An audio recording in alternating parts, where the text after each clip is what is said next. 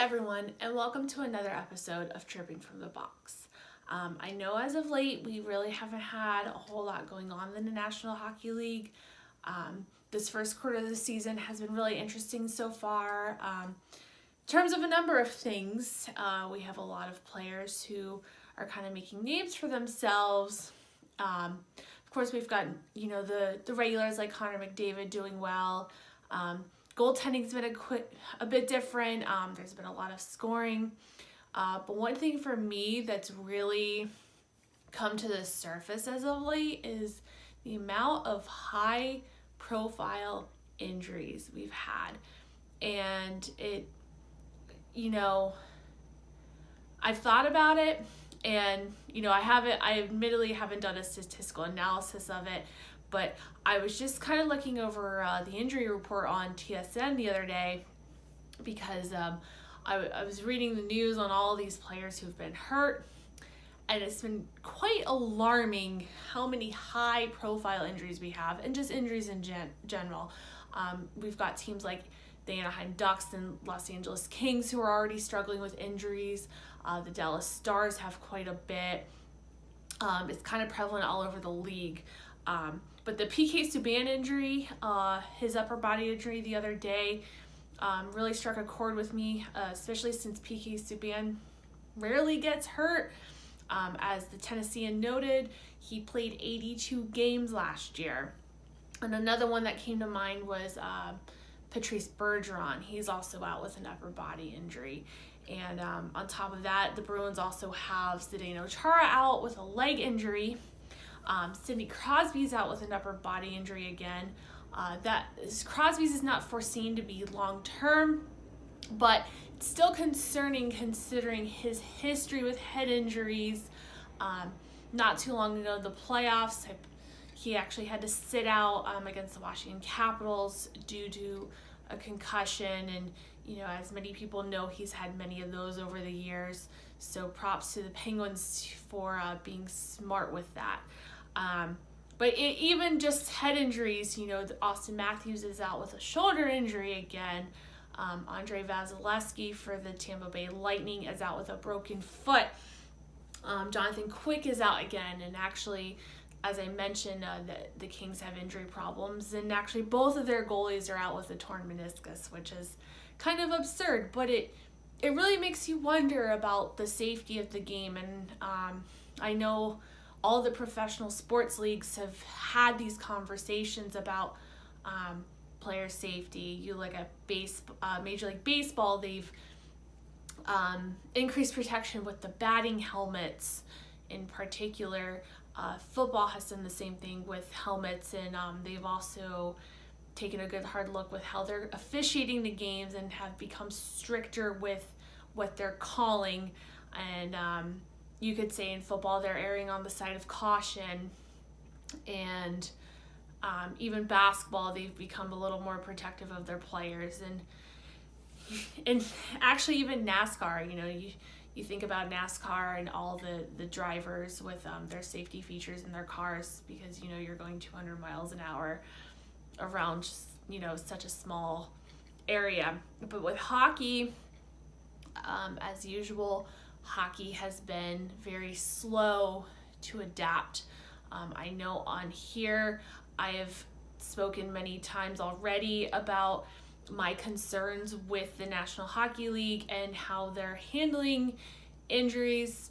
I've said that in the past on Twitter as well, on my personal account, and you just really have to wonder here. So, and I get it's early in the season, most of these guys will come back, and I just want to point out that the guys I've mentioned is obviously not an exhaustive list. Like I said, TSN has a really good list of who's out right now, and it's just ridiculous. But it's just so concerning that not only do you have this many players hurt this early in the season, but also all the players who have upper body injuries. I neglected to mention that the Capitals are without a bunch of players due to upper body injuries as well. They've all been listed as day to day, but it's still concerning that at the speed of the game. Obviously freak injuries happen.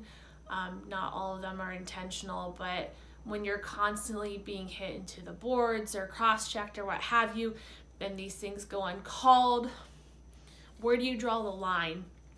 And, George Peros has been doing everything he can to make sure players are held accountable, but that's also on officiating to make sure that players are being punished on the ice, because it's really hard to justify punishing a player for their conduct on the ice after the game, whether it's a fine or a suspension, when they're not even punished during the game. And, I respect that logic. So, you don't get a penalty for a play, but yet you want to fine the guy? That's ridiculous. Agree. But the league absolutely needs to do something to help with player safety, whether it's, becoming a little more strict with what they're calling during games. I know personally when I go to games, I do joke that a lot of plays can be called, but you can really say that for all sports. But, with these guys and their heads going into the boards, if you're being pushed into the boards, it should probably be a penalty. But I think about equipment too. Like I said, before, the goalies have already expressed concerns about their equipment, and but you have to think about the other players too. So this game has become much faster, and yet the equipment's getting lighter, which of course you want to be faster, but where do you draw the line in terms of sacrificing your protection for being faster? And, just listening to former players' concerns, with the recent concussion settlement with the league and, how they feel they're not being protected, you got to think about all these guys' futures at the end of the day. And we can sit here and say, well, these guys are professional athletes. They chose to do this. Well, think about even youth hockey. Think about not even just hockey. Think about sports in general. And I'm going to get a little personal here, but I played sports as a kid. I definitely had my fair share of concussions too. Some were preventable and some were not. And, we didn't have those protections back then. And some, like I said, some sports don't have those protections now. But you can also think too, with going along the lines of player safety, is maybe these guys are training too hard. If you ever watch any of these guys' training regimens on their respective teams' websites or their sponsors' YouTube channels, their training regimens are insane. They're ridiculous. And you just wonder with everything, when's enough? And, I recognize just as much as anyone else, these guys are out here for our entertainment. We obviously enjoy watching them. But we don't enjoy watching them get hurt. At least I don't enjoy seeing them get hurt. Even if it's a guy I absolutely detest. All of this is just really concerning, and I've said before, it's hard for me to put all this into words, but something needs to be done here. And I know I've talked about that shirt that a couple of former hockey players are coming out with, that is basically like a mock neck, and it's supposed to absorb some head injuries. But and I hope that helps, and I hope that it helps enough that the league considers partnering with them in the future. And I also hope that more equipment comes out like that, because this is all just getting ridiculous. But please make sure to leave your thoughts in the comments. Also, make sure to like and subscribe. Thank you so much for watching, and we'll see you next time.